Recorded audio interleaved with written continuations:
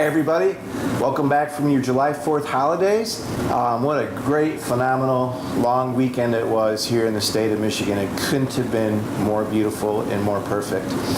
I am here today with Josh Holliday, who is LEAP's manager of placemaking and also of our Tri-County area. Josh, you handle all of the areas outside of the immediate metro area. By the way, my name is Bob Trezise. I'm with LEAP, the president and CEO. And Josh, we have so many great economic development events that are going on. Some handled by LEAP, some not, and this is kind of a tweener. But 501 is a very special, unique program started up by Chris Sell, and I know you're chair of their board and work on the committee. But this is an attempt to connect our students from Michigan State University and other colleges and universities who are here this summer, connect them through internships to our actual community and complete the circle. Remember, placemaking, talent, business development, this circle, right? Yeah. And why don't you tell us about last night, because I know it was a really unique party and a huge amount of people were there. Yeah, so last night for Lansing 501, we had Lansing House Takeover, which was a feature of arts and culture and high-tech innovation in a space that's not utilized at this current state. So we in the heart of downtown Lansing. In the heart of downtown Lansing. Yep. And so we had a terrific audience. There's a lot of synergy downtown with Common Ground happening, and there was a lug nuts game, and there were people out on the patio at Lansing Brewing Company. And so we were able to feature some really wonderful assets here in the city of Lansing. There was a lot of great networking for the young professionals and interns that were there. It was overall a great night. We had a great attendance, and we're really excited for our next event coming up, which is Tuesday, July 18th, Runway on the Runway, which will actually be featuring Lansing's Fashion Incubator, the Runway, here through LEAP. And there'll be a fashion show at 7:30, but it'll be a public open event in an airport hangar at the Capital Region International Airport. You'll be able to see planes on site. We'll have over 10 vendors that'll be selling apparel, showing their designs from designers that are affiliated with the runway itself. And there'll be many activities happening throughout the night. It's an open public event, so come on out, bring your family, bring your friends, and it'll be a great night. Well, I always say it's a new Lansing, and this is just another weekly demonstration of it. So downtown Lansing last night was as lively as any bigger city in America last night. Incredible. And you had 150 people or so in your place with all kinds of 3D printers and different technologies. And so it was a great time. Again, Josh, though, if you're a business out there and you have interns at your business and you want to get those interns even more interested in staying at your business, i.e. staying in our community, and you want them connected to a great event like this that will help you accomplish those goals, how do they get in touch with your program, Josh? They can reach out to us on our website, lansing501.com, and we have an email right there, and that'll connect you to our entire staff and board, and we'll set up a time to sit down and meet with you one-on-one and talk about our program, our objectives, and how you can be a part of that and get your interns engaged. So with the companies we have involved now, we have over 600 interns that are engaged with our program, and that's not even including the young professionals that they're also sending to our events. So congratulations to Chris Sell, to you. I know there's a wide team of volunteers and, very importantly, corporate sponsors. Absolutely. And LEAP has played a big role in a lot of that. But here we are, like a big city, making connections between our Michigan State University, our students, our internship programs, and our community. Great job, Josh. Thanks, Bob. Thanks, man. Good job. Appreciate it. It's like magic.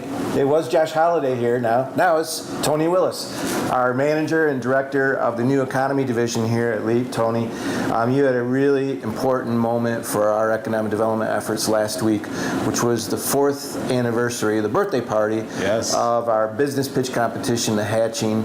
And I thought it was really cool business that won, by the way, that night. But tell us all about the night and the company that won, please. Yeah, thank you, Bob. So last week marked our 4th year anniversary of the Hatching, which is our local pitch competition. It takes place the last Wednesday of every month at the Lansing Brewing Company, where 5 entrepreneurs have 5 minutes each to pitch their ideas that they've thought of for business to our judges, to a live audience, for a chance to win $1,000 plus a fleet of other free services such as website, marketing, incubator assistance, free legal formation, list goes on. And so for our 4th year anniversary, we had great shirts that were made, we had drink tickets, the appetizers, there's a crowd about between 80 and 110 people there, so it was a packed room. At Lansing Brewing Company. Yep, at Lansing Free Brewing. drink tickets. Thank you, Pat Gillespie and Lansing Brewing Yes. Company. Thank you all for that. It was a phenomenal event. Great feedback. And the winner of that event was Suntag, the company named Suntag, which is a device or a material Button, really, right? That sticks to your skin. sticks to your skin that lets you know the best time to apply or reapply sunscreen Yeah. and what the current UV conditions are. And so, as you know, people don't understand that UV actually fluctuates throughout the day, and so there's best times to put on sunscreen that's more effective for your body. So it's a great idea to see that grow and prosper here. Well, Tony, this is a business pitch competition that has been mimicked now in other places across the state, which is fantastic. Yeah. But really, it's so high-powered and fun. It could be in any big city in America. It's just another feature to the new Lansing. You talked about the numbers from the first 4 years, though. Can you touch on those for a minute? Because they're really important. Yeah, absolutely. So for our first 4 years here, we had over 398 ideas submitted to the hatching. So that's for 4 years of 398 ideas submitted, ranging from everything you can think of, right? We've had over 220 presentations that have taken place. People who actually step on stage, present their ideas at the hatching.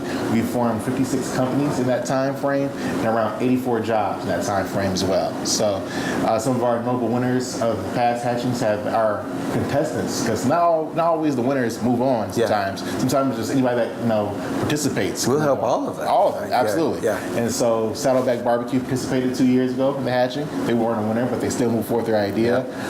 Mini Makerspace at Tinker Lab in Meridian Mall was the contestant. Yvonne of Go Green Trikes, a contestant. So it goes on. It really has an impact on our community here. Yeah, it's resulting in real business development, but psychologically too. I always hit on that too.